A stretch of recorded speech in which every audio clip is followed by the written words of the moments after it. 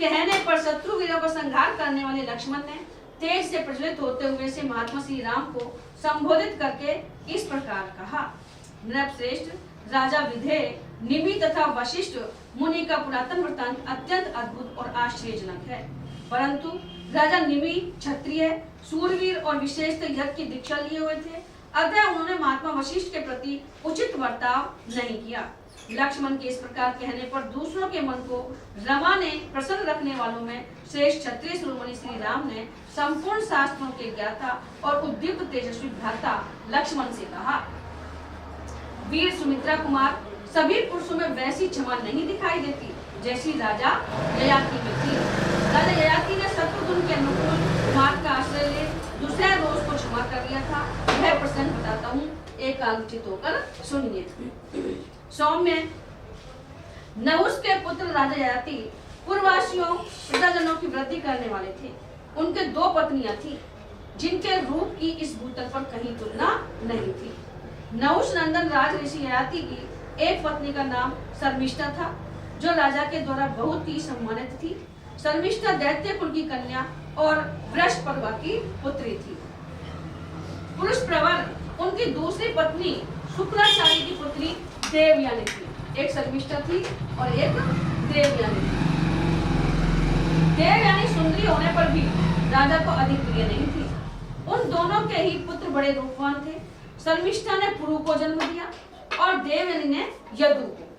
वे दोनों बालक अपने चित्त को एकाग्र रखने वाले थे। अपनी माता के प्रेम युक्त व्यवहार से और अपने गुणों से पुरु राजा को अधिक प्रिय था।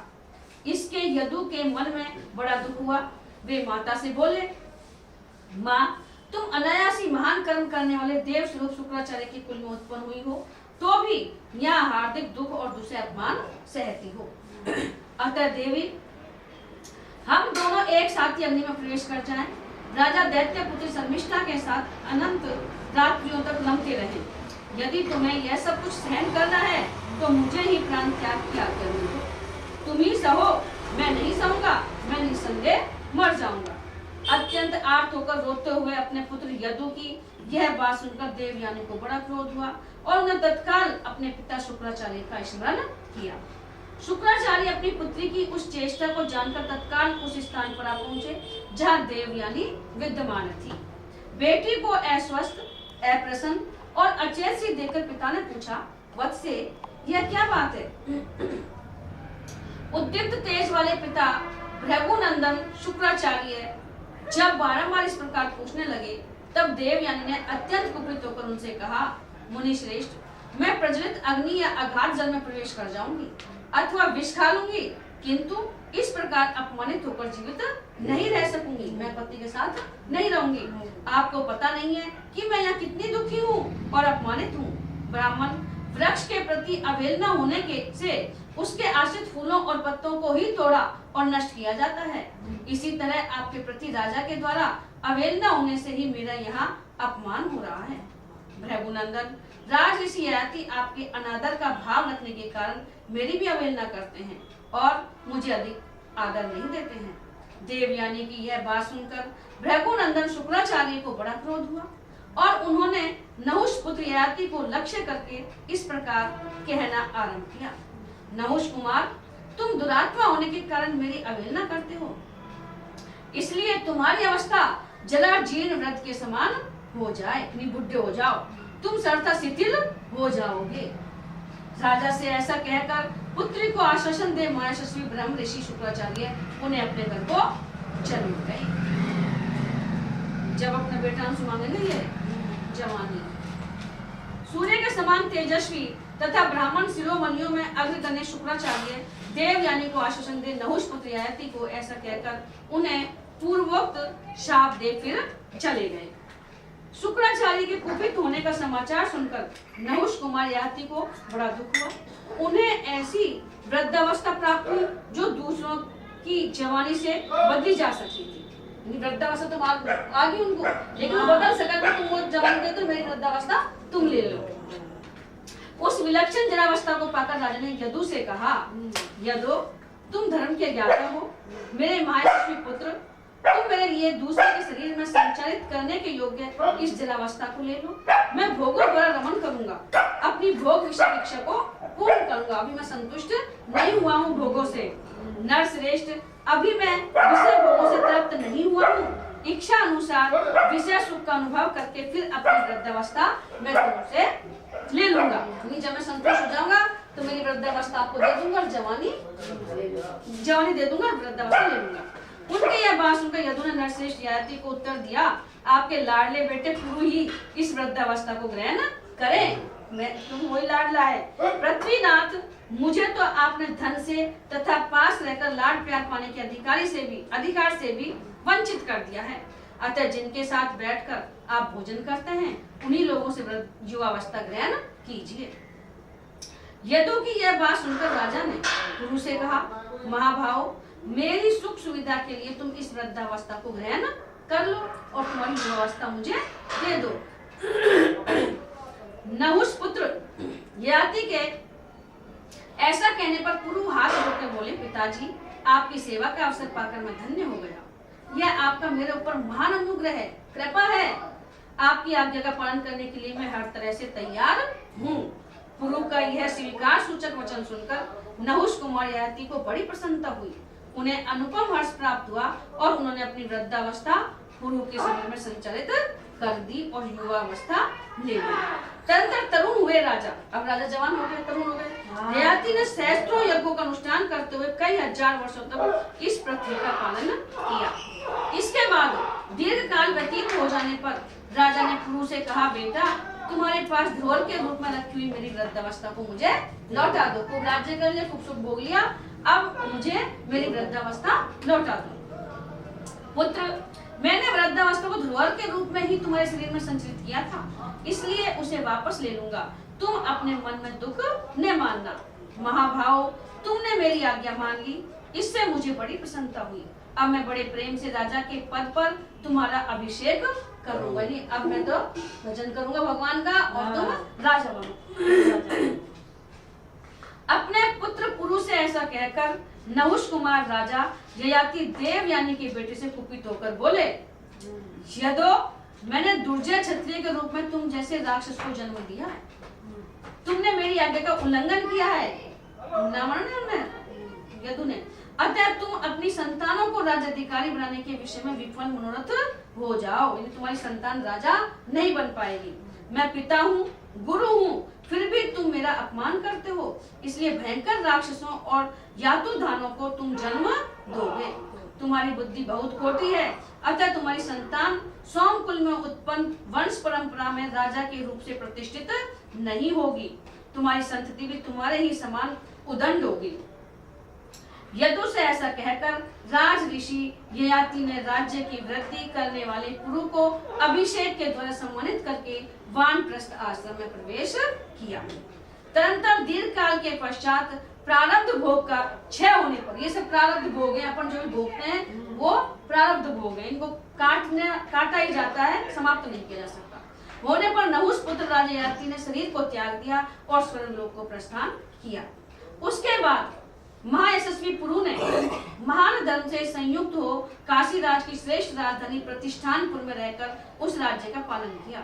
राजकुल से बहिष्कृत यदु ने नगर में तथा दुर्गम क्रौंच वन में सहस्त्रों यातुधनों को जन्म दिया। शुक्राचार्य के दिए हुए इस शाप को राजा ययाति ने क्षत्रिय धर्म के अनुसार धारण कर लिया, परंतु राजा निमि ने वशिष्ठ जी के शाप को नहीं सहन किया। सौम्य, यह सारा प्रसंग मैंने तुम्हें सुना दिया।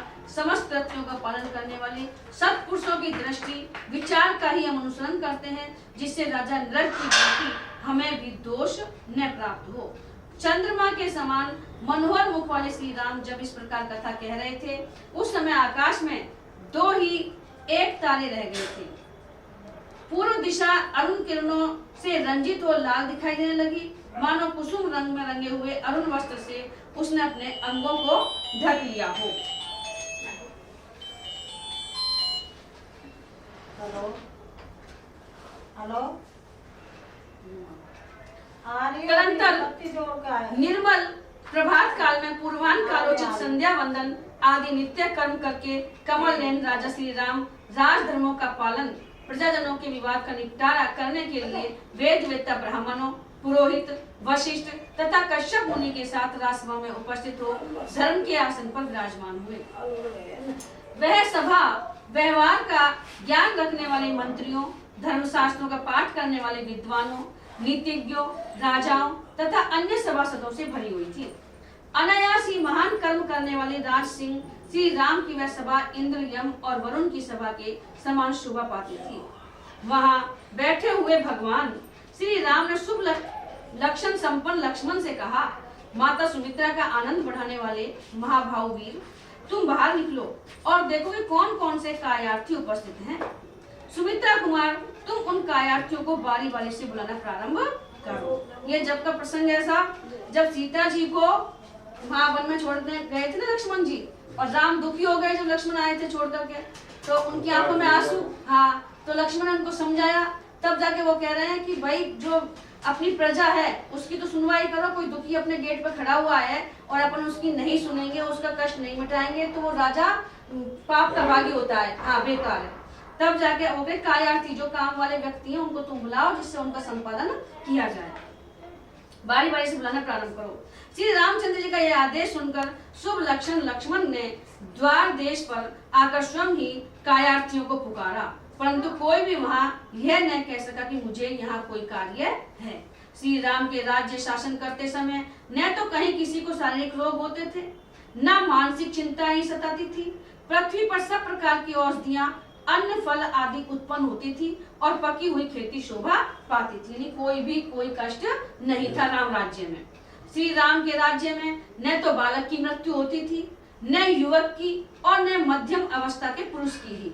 सबका धर्म पूर्वक शासन होता था, किसी के सामने कभी कोई बाधा नहीं आती थी। श्री राम के राज्य शासन काल में कभी कोई कायार्थी, अभियोग लेकर आने वाला पुरुष दिखाई नहीं देता था।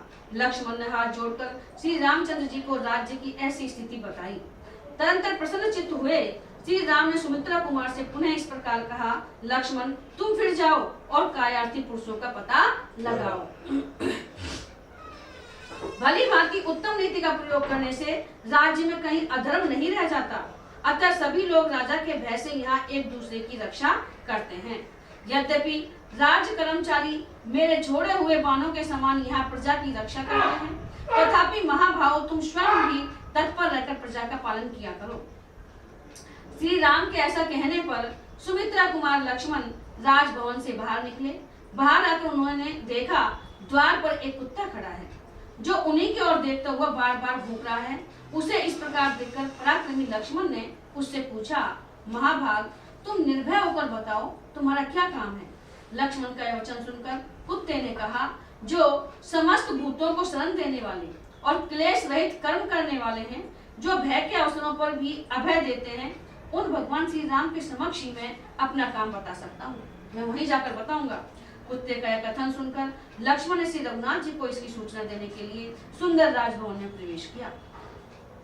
श्री राम को उसकी बात बताकर लक्ष्मण पुनः राजभवन से बाहर निकल आए और उससे बोले, यदि तुम्हें कुछ कहना है तो चलकर राजा से ही कहो।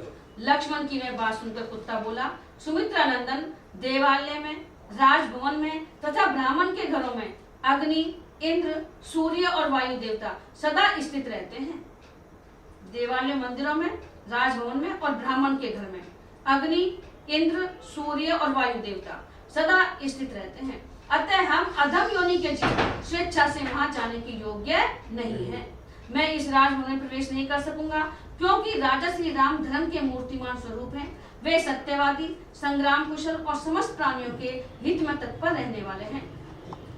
वे संधि, विग्रह आदि 6 गुणों के प्रयोग के अवसरों को जानते हैं। श्री रघुनाथ जी न्याय करने वाले हैं। वे सर्वज्ञ और सर्वदर्शी हैं। श्री राम दूसरों के मन को रमाने वाले पुरुषों में श्रेष्ठ हैं।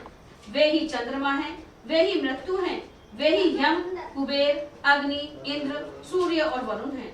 सुमित्रा नंदन श्री रघुनाथ जी प्रजापालक हैं। आप उनसे कहिए, मैं उनकी आज्ञा प्राप्त किए बिना इस भवन में प्रवेश करना नहीं चाहता। यह सुनकर महातेजस्वी महाभाग लक्ष्मण ने दया से राजभवन में प्रवेश करके कहा, कौशल्या का आनंद बढ़ाने वाले महाभाव श्री रघुनाथ जी, मेरा यह निवेदन सुनिए। आपने जो आदेश दिया था उसके अनुसार मैंने बाहर जाकर कायार्थी को पुकारा। इस प्रकार इस समय आपके द्वार पर एक कुत्ता खड़ा है, जो कायार्थी होकर आया है। लक्ष्मण की यह बात सुनकर श्री राम ने कहा, यहाँ जो भी कायार्थी होकर खड़ा है उसे शीघ्र इस सभा के भीतर ले आओ। कुत्ते के प्रति श्री राम का न्याय, उसकी इच्छा के अनुसार उसे मारने वाले ब्राह्मणों को मठाधीश बना देना और कुत्ते का मठाधीश होने का दोष बताना। पढ़ूं क्या इसको? कुत्ता ने दिए